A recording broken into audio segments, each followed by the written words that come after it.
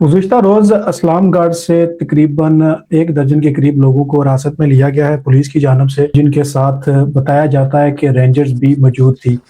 इस्लाम गढ़ में कुछ लोग धरना देकर बैठे हुए थे और उस धरने से बहुत सारे लोगों को हिरासत में लिया गया है। इस्लाम गढ़ में बहुत सारे लोग गिरफ्तार हैं, इस्लाम गढ़ शहर से और इस्लाम गढ़ के जो सराउंडिंग एरियाज़ हैं, वहाँ से।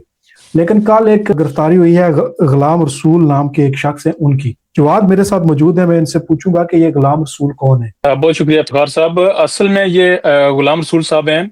ये इनका ताल्लुक मवारड़ा से है और ये मुतासरीन मंगला डैम में जो मुतासर हुए थे उनको जो अलर्ट हुए थे प्लाट्स वगैरह न्यू सिटी इस्लामगढ़ में, ये वहाँ होते हैं। तो इनके इनके हवाले से मैं थोड़ा सा बताता चलूँ। एक तो ये काफ़ी उम्र सीधा भी हैं और एक इनको जो है ना वो छोटे कद वाले जो लोग नहीं होते उनको डिसेबल तो नहीं कहते, लेकिन वो स्पेशल पर्सन में आ जाते हैं। एक तो उनकी इस किस्म की नोयत है, दूसरा वो माजूर भी हैं और बीमार भी काफी हैं।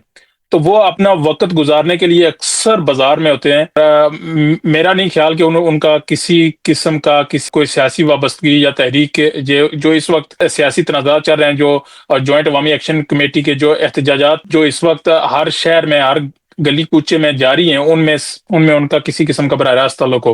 वो ऐसे ही अपना वक्त गुजारने के लिए आते हैं बाजार में हर रोज। ये उनका मामूल है गुज़िश्ता 10-12 साल से। तो वो वहाँ खड़े थे, लेकिन ये मुख्तलिफ मालूमात मिली हैं 2-3 जराए से। कुछ क्योंकि इस वक्त आपको पता है कि उधर सिर्फ मोबाइल सर्विस है और वो भी हर किसी से बात नहीं हो पा रही।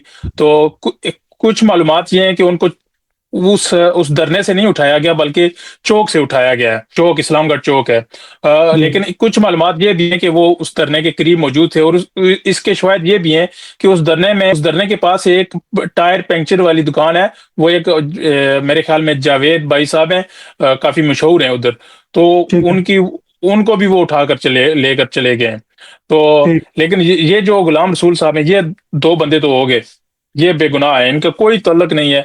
और गुलाम रसूल साहब आप उनको स्पेशल पर्सन बोले, बुजुर्ग ज़ईफ बंदे हैं, वो काम काज नहीं कर सकते, वो अपना वक्त गुजारने के लिए बाजार में, और इंतहाई गरीब हैं, इंतहाई गरीब हैं। उनको पुलिस उठाकर अच्छा, आप ये कह ले रहे गई। हैं कि वो जिस्मानी तौर पर या दिमागी तौर पर भी इस कदर माजूर हैं, बीमार हैं कि उन्हें पता ही नहीं है कि ये जो तहरीक है या ये जो मामला चल रहे हैं, वो यूं ही कहीं पर खड़े थे तो उन्हें भी उठा लिया गया। नहीं, उन बिल्कुल वो नफसियाती तौर पर एक मुख्तलिफ किस्म के इंसान है। वो इस तरह एक नॉर्मल को एक्टिव बंदा जो किसी तहरीक में एक अपना रोल प्ले कर सकता है, वो ऐसे शख्स नहीं है। वो इंतहाई गरीब, माजूर और स्पेशल पर्सन की हैसियत रखते हैं।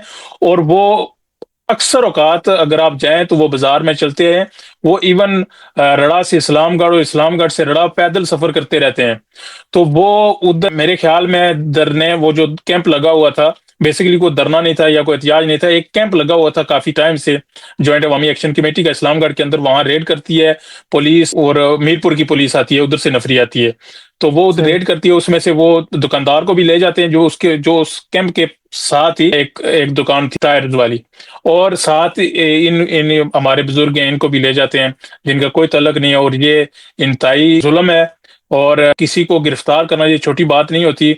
उनके छोटे छोटे बच्चे हैं, इंतहाई गरीब फैमिली से उनका तल्लक है, और वाहिद वो खानदान के वो कफील हैं। तो आप इस हवाले से वो काम भी नहीं कर सकते, वो माजूर भी हैं, वो ज़ईफ भी हैं, और उनके छोटे छोटे बच्चे हैं, वो अपने खानदान के वाहिद कफील हैं। ठीक। अच्छा, ये जो सूरत हाल बनी हुई है, इसमें जो पुलिस है या इंतजामिया है, मकामी इंतजामिया, अगर उनसे पूछा जाए, मैंने मुख्तलिफ लोगों से बात की है, तो वो कह रहे हैं कि हमें कोई पता नहीं है कि क्या हो रहा है। इंतजामिया किसी को भी गिरफ्तार करने के हवाले से जब उनसे पूछा जाता है तो कहते हैं कि हम नहीं कर रहे।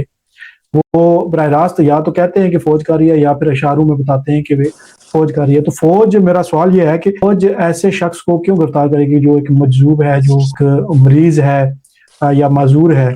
तो ये वजाहत देनी चाहिए जो अदारे हैं उनको कि अगर तो आप ऐसे लोगों को गिरफ्तार कर रहे हैं तो उससे हासिल क्या करना चाहते हैं, एक बात। और अगर आप नहीं कर रहे, इंतजामिया कर रही है, पुलिस, मुकामी पुलिस कर रही है, तो फिर آپ کو ان سے پوچھنا چاہیے کہ آپ ہمارا نام کیوں استعمال کر رہے ہیں. جی بالکل یہ تو چیز ہے کیونکہ فوج کا اس وقت جو سارے ہمیشہ سیاست دان جو ہوتے ہیں اور جو انتظامیہ کے لوگ ہوتے ہیں، اگر یہ کچھ غلط خود بھی کرتے ہیں تو ان کے پاس ایک وہ باسکٹ پڑی ہے، اس میں یہ بال پھینک دیتے ہیں کہ یہ فوج کر رہی ہے. لیکن میرے خیال میں اگر ہم اسلام گڑھ کی بات کریں تو اسلام گڑھ کے اندر ایک انتظامی عہدہ ہے، ایس ایچ او صاحب ہیں، وہ اس چیز کے ذمہ دار ہیں. ان کو اپنے لوگوں کی حفاظت کرنی چاہیے. اور میں ایک اور بات کرنا چاہوں گا کہ ہماری جو کشمیر کی پولیس ہے نسبتاً اگر باقی ریجن دیکھیں، پنجاب، سندھ اور باقی جو پاکستان کے ریجنز ہیں، نسبتاً ہماری پولیس کا کلچر تھوڑا بہتر ہے. اس میں گو کہ ہماری بہت ساری شکایتیں ہیں، بہت ساری اس میں امپروومنٹ کی ضرورت ہے، لیکن بیہیویئر کے لحاظ سے جو جتنی بھی اس طرح کی کاروائیاں ہوتی ہیں اور سیاسی مداخلت ہے، لیکن وہ اس حد تک نہیں ہے کہ کسی کا اس حد تک استحصال کیا جائے. لیکن یہ پولیس کا جو بچا کچا تھوڑا وہ جو ایک اچھا کلچر ہم کہتے ہیں، اس کو کلچر کو خراب کرنے کی کوشش کی جا رہی ہے.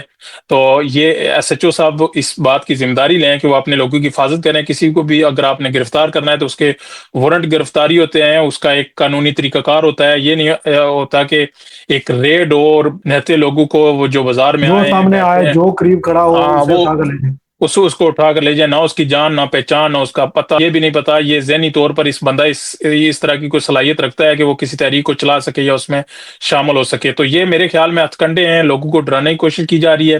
ٹھیک ہے، آپ کی ایک سیاسی تنازع اس وقت چل رہا ہے، لیکن اس کو تھوڑا سا اپنے جو تحریک رکھیں. کلچر. عام لوگوں میں جو اس تحریک سے وابستہ ہیں، وہ معذور ہیں، مریض ہیں، ان لوگوں میں اور باقی لوگوں میں جو متحرک ہیں، اس تحریک کے ساتھ جڑے ہوئے ہیں، ان میں تفریق ضرور رکھیں. جی بالکل. تو اس لیے ایس ایچ او صاحب ہیں، اور اس کے بعد ہم فوج کو ذمہ دار نہیں ٹھہراتے. میں ذاتی طور پر فوج کو ذمہ دار نہیں ٹھہراتا. فوج کی ذمہ داری جو ہے وہ بارڈرز کی ہے. ٹھیک ہے، انہوں نے بارڈرز کی حفاظت کرنی ہے. لیکن جو پولیس ہوتی ہے وہ لوگوں کی حفاظت انہوں نے کرنی ہے. انتظامی طور پر ایک علاقے میں یا ایک ریاست میں یا ایک ملک میں امن و امان بحال رکھنا یہ انتظامیہ کی ذمہ داری ہوتی ہے، پولیس کی ذمہ داری ہوتی ہے. اور جو ہمارے وزیر اعظم صاحب ہیں وہ اس چیز کے ذمہ دار ہوتے ہیں. تو اگر کوئی بندہ فوج کے حوالے سے کرتا ہے، بلیم کرتا ہے، تو وہ رستہ ایسا اختیار کرتا ہے کہ وہ خود اس سے بچے. لیکن وہ براہ راست اس میں شامل ہیں، خود فیسلیٹیٹ کرتے ہیں. لیکن میرے خیال میں ہر جو ایک انتظامی عہدیدار ہے وہ اس چیز کی تنخواہ لیتے ہیں. وہ یہی عوام ان کو اپنے ٹیکس کے پیسے سے تنخواہ دیتی ہے.